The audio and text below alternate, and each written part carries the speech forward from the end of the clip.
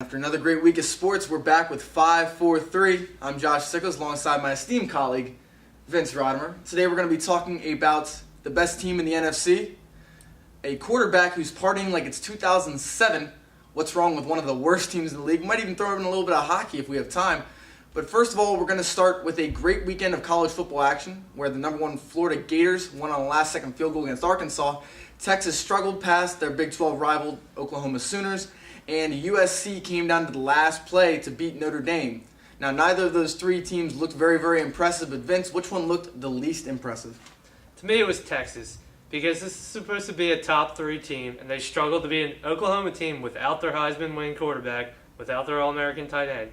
Texas didn't show the hunger to win this game like you're supposed to show in one of the biggest rivalries in college sports.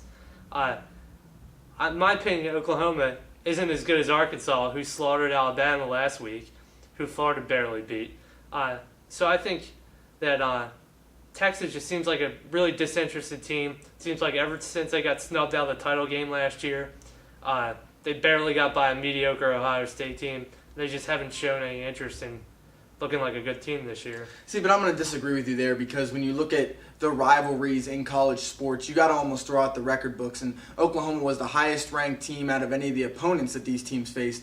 But in my opinion, you know, when you look at the Oklahoma-Texas thing, you got to throw the rankings out. You just want to win that game. I'm going to go with a team that we talked about last week on the show, Florida, and we were both praising them, saying we didn't think they were going to lose a game for the rest of the year. Their defense was one of the best we've seen possibly ever, and they came out and should have lost to an Arkansas team regardless of how good they are. They were absolutely terrible, allowing 357 yards of Arkansas offense. After last week, they held LSU to under 200. 4 fumbles lost by the Florida offense, allowing a 75-yard touchdown pass. When's the last time a Florida team has allowed a big play like that, especially in a game like that at home in Ben Griffin Stadium, and they're not able to shut down an Arkansas team? This is not the defense that we thought it was, or at least on that Saturday, it was not the defense that we thought it was. Florida did go into LSU and beat a top 5 team, though, a couple weeks ago when their Heisman-winning quarterback was banged up. Oklahoma showed no life in this game, and really they haven't. What do you mean Oklahoma showed no life in this game? Colt McCoy had less time to throw than a guy going 0 to 60 in a Ferrari. All right? There was no way you can tell me that Oklahoma's defense did not turn up the gas and did not pressure Colt McCoy.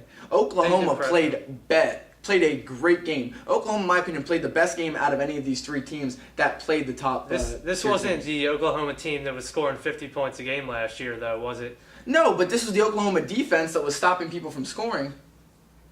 I still don't think that Oklahoma was as good of an opponent as Arkansas or LSU was, who Florida both beat. Well, obviously not as LSU, but none of these teams, like we said, none of these teams played very well.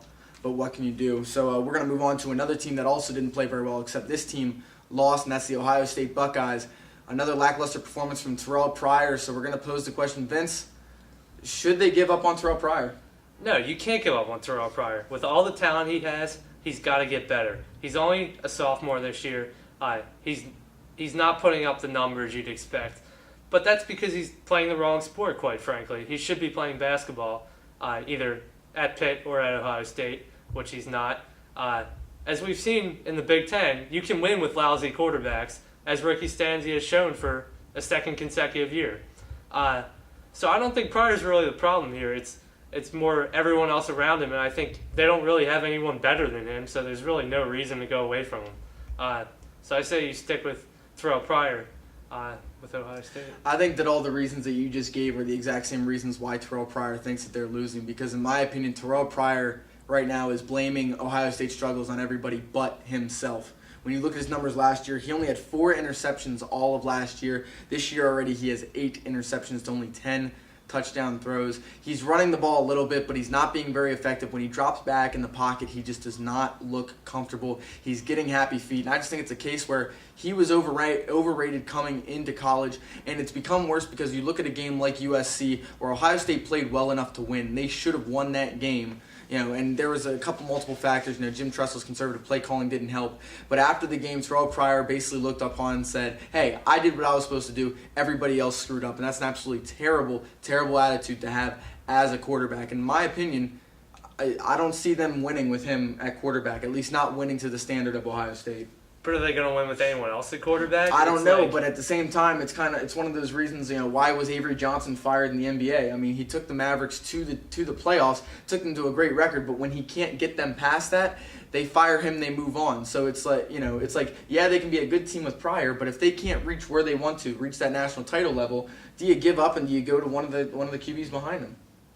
I don't think it's going to get any better, so I don't see what difference it makes.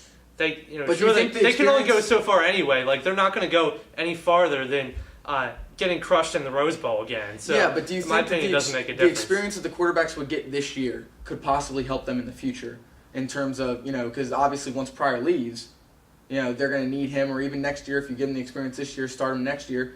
You could, because they're already building toward next year. They already lost 2 games. They're probably going to lose more. So I just don't think you bench one of the best recruits in the country for anyone else. You have to let him keep working through this. Well, but that's the key. Best recruits in the country. Was he overrated? I mean, let's look at Pat Bostic. He was one of the highly touted recruits who came into Pitt. Right now, he's buried 3rd on the depth chart. So, recruits and college football players are 2 very different things. But anyway, we're going to move on from college to the NFL. And after a great weekend of NFL action, the NFC has 2 clear-cut teams out in front. The New Orleans Saints take on the New York Giants at home and thrash them for, I believe it was a 48-27 victory, while the Minnesota Vikings stave off a comeback from the Baltimore Ravens, winning 33-31.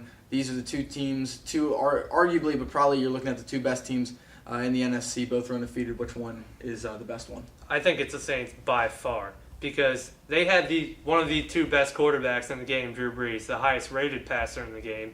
They have big-time difference maker on defense, Darren Sharper. They're 1st in takeaway differential, 3rd in rushing defense, 10th in passing defense, 4th in total defense. This is a team before the season that was thought of as an offensive team with no defense. So they've proven they can play defense. In terms of offense, they're 1st in points per game, 1st in yardage per game, 4th in rushing offense, and 7th in passing offense. Only the Baltimore Ravens are top 10 in passing offense, rushing offense, and points per game. So that's one of 2 teams in the league that can say that. They did crush the Giants, which disappoints me. But I think you have to go with the Saints here. I think Minnesota is going to, eventually they're going to fall off a little bit because Brad Childress is pretty much a horrible coach. So he's going to blow games eventually. Or Favre will revert back to his old ways, start throwing the ball up in the air, and make mistakes. So that's why I'm going to go with the Saints. Well, I don't think you can really go with the wrong team here. I mean, both teams have proven that they're among the elite in the NFC. However, one thing that you said that I disagree with, you said New Orleans by far, and I completely disagree with that. I'm actually going to take the Minnesota Vikings, and they have the best running back in the game, no question. Adrian Peterson, 5.2 yards a carry. He can grind it out on the ground. They haven't really. I mean, they've won by substantial margins. They haven't really blown anybody out because they don't really need to. The Saints, they have only one gear where they just go pedal to the metal, which isn't necessarily a bad thing. But at the end of the game, when the Vikings just grind it out with Adrian Peterson, that's a huge help. Brett Favre so far has not been Favre-like. 12 touchdowns, only 2 interceptions, and just ask the Green Bay Packers in that Monday night game. He's shown that he can win. He can win with his arm, and plus, by running the football consistently with Adrian Peterson in some of those easier games, he's not having all that wear and tear on his arm, so he's not going to have to shut down toward the end of the season. They obviously have a great defense. Jared Allen is playing out of his mind. 7.5 sacks already this year. The Williams twins in the middle, clogging up the middle. But they've shown that they can dominate poor teams. They beat Cleveland. They beat St. Louis. They beat Detroit, teams they're supposed to beat. But they've also shown that they can win close games. They beat San Francisco on the last second throw. They beat Green Bay on Monday Night Football, a huge game and a big national game, and they come up on the spotlight and they shine. And then Baltimore, obviously, Baltimore's kicker should have made that last kick. But, with good teams, sometimes it's better to be lucky than good, and those teams are able to. So, right now I would take Minnesota, and we're not going to know until they play each other. But for me, Minnesota is just built better to win. There's 2 things that stuck out with me with that. Drew Brees isn't necessarily a mistake-prone quarterback either, so he's not making mistakes either. And Brett Favre has a much better chance of making those mistakes eventually than Brees has.